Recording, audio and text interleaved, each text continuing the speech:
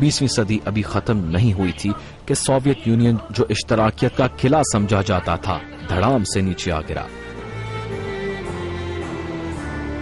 اس زمانے میں جس وقت یہ نظم لکھی گئی، یہ قطعی خیال نہیں تھا کہ ایک ایسا وقت بھی آئے گا جب کمیونزم کو ڈیفیٹ ہو جائے گی۔ کمیونزم کو ڈیفیٹ ہو جائے گی اور ویسٹ اس کو ڈیفیٹ کرے گا اپنی ٹیکنالوجی کی سپیریورٹی کی وجہ سے۔ اب دیکھو یوکو ہاما جو جاپانیز تھنکر ہے جس نے اینڈ آف ہسٹری کی کتاب لکھی ہوئی ہے، وہ یہی کہتا ہے کہ اینڈ آف ہسٹری سے مراد یہ ہے کہ آئیڈیاز کی آپس میں جنگ ہے، اور ویسٹ کے جو آئیڈیاز ہیں، جمہوریت یا جو بھی ویسٹ کے آئیڈیاز سمجھے جاتے ہیں، نیو ورلڈ آرڈر، تو اس نے ثابت کر دیا ہے کہ ہم سپیریئر ہیں، لہذا کمیونزم جو ہے ایز این آئیڈیا ختم ہو گیا۔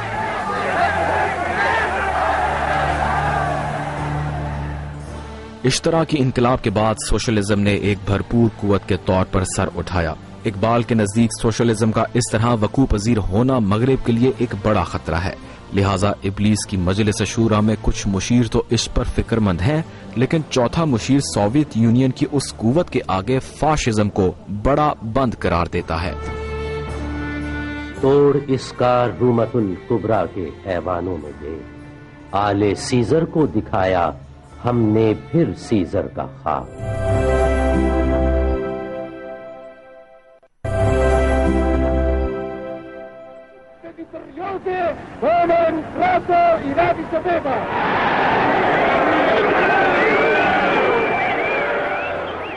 پہلی جنگ عظیم کے بعد اگرچہ اٹلی اتحادی ممالک کے ساتھ تھا، لیکن بھاری قرضوں اور فرانس اور برطانیہ کی طرف سے کیے گئے وعدوں کی پاسداری نہ کر سکا۔ بڑھتی ہوئی بے روزگاری اور معاہدہ ورسائے سے خلاف ورزی نے مسولینی کی قیادت میں ایک نیا انقلاب برپا کر دیا اور فاشزم برسر اقتدار آ گیا۔ مسولینی نے فاشسٹ پارٹی کی بنیاد رکھی اور اٹلی کے مسائل حل کرنے کا وعدہ کیا۔ وہاں مسولینی نے رومی طاقت کے احیاء کا نعرہ بھی بلند کیا۔ اسی اثناء میں جرمنی میں نازیزم برسر اقتدار آ چکا تھا۔ ہٹلر اور مسولینی دو طرفہ معاہدوں پر دستخط کر چکے تھے۔ یہ ہیں وہ حالات جن میں ایک بار پھر یورپ پر جنگ کے بادل منڈلانے شروع ہو گئے۔ دنیا ابھی پہلی جنگ عظیم کی تباہ کاریوں کو بھول نہیں پائی تھی کہ دوسری عالمی جنگ دنیا کے دروازے پر دستک دے رہی تھی۔ جرمنی میں ہٹلر کی اسلحہ ساز فیکٹریز دن رات جنگی ہتھیار تیار کر رہی تھی۔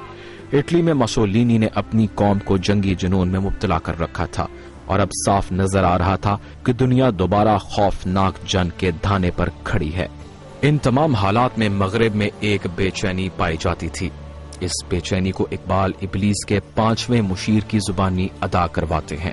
وہ ابلیس سے مخاطب ہو کر کہتا ہے، گرچہ ہیں تیرے مرید افرنگ کے ساحر تمام،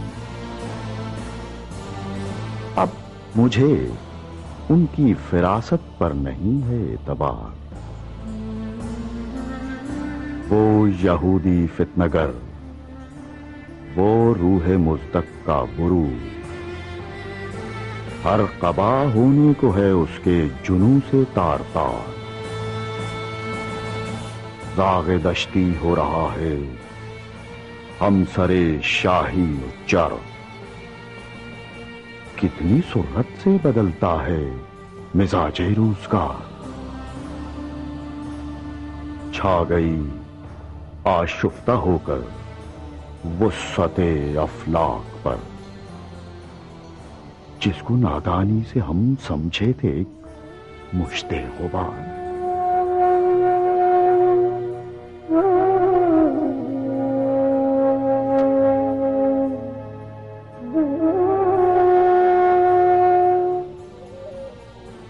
فتنہ فردا کی ہیبت کا یہ عالم ہے کہ آج کانپتے ہیں کوہسارو مرغزارو جوئے باغ۔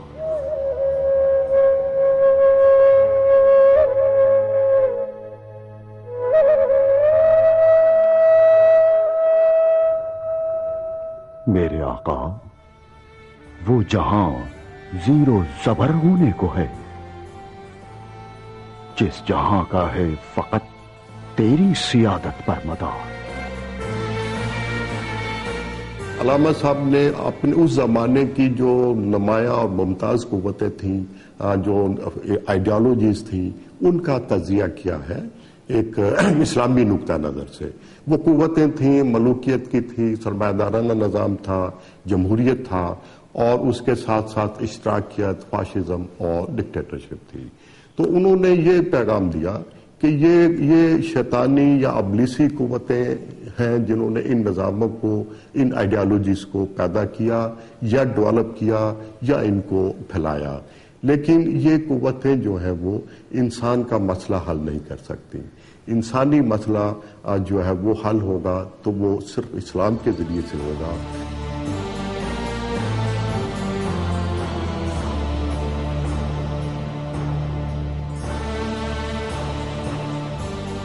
علامہ اقبال جب یہ نظم لکھ رہے تھے تو اس سے کچھ پہلے 1935 میں مسولینی نے حبشہ پر حملہ کر دیا تھا۔ مسولینی کو روکنے کی لیگ آف نیشن کی تمام کوششیں بیکار ثابت ہوئیں۔ بعد میں دوسری جنگ عظیم میں ہٹلر نے روس، پولینڈ، ڈنمارک اور فرانس پر حملے شروع کر دیے۔ مسولینی اور اس کی قوم اشتراکیت کی سخت مخالف تھی۔ اس تناظر میں ابلیس کا مشیر کہتا ہے کہ اشتراکیت کے زہر کا تریاک ہم نے مسولینی کی صورت میں تیار کر لیا ہے۔ توڑ اس کا رومت الکبریٰ کے ایوانوں میں دے، آل سیزر کو دکھایا ہم نے پھر سیزر کا خواب۔ انسانی مسائل کے حل کے لیے اقبال بار بار یہ پکارتے ہیں کہ انسانی مسائل کا حل صرف اور صرف انسان کو وحی کی روشنی میں ہی مل سکتا ہے۔ علامہ اقبال اشتراکیت کو بھی ایک عارضی دل بہلاوا خیال کرتے ہیں۔ قوموں کی روش سے مجھے ہوتا ہے یہ معلوم، بے سود نہیں روس کی یہ گرمی گفتار، انسان کی ہوس نے جنہیں رکھا تھا چھپا کر کھلتے نظر آتے ہیں بتدریج وہ اسرار۔ قرآن میں ہو غوطۂ زن اے مرد مسلمان، اللہ کرے تجھ کو عطا جدت کردار، جو حروف کل العفو میں پوشیدہ ہے اب تک، اس دور میں شاید وہ حقیقت ہو نمودار۔ اشتراکیت کو حقارت سے رد کرنے کے بعد ابلیس اپنے مشیروں سے کہتا ہے کہ ہمیں نہ بادشاہت سے خطرہ ہے، نہ جمہوریت سے خطرہ ہے، اور نہ ہی فسطائیت سے۔ ہاں، ہمیں اگر خطرہ ہے تو صرف اور صرف اسلام سے، امت مسلمہ سے ہے۔ اگر مجھ کو خطر کوئی تو اس امت سے ہے، جس کی خاکستر میں ہے اب تک شرار آرزو۔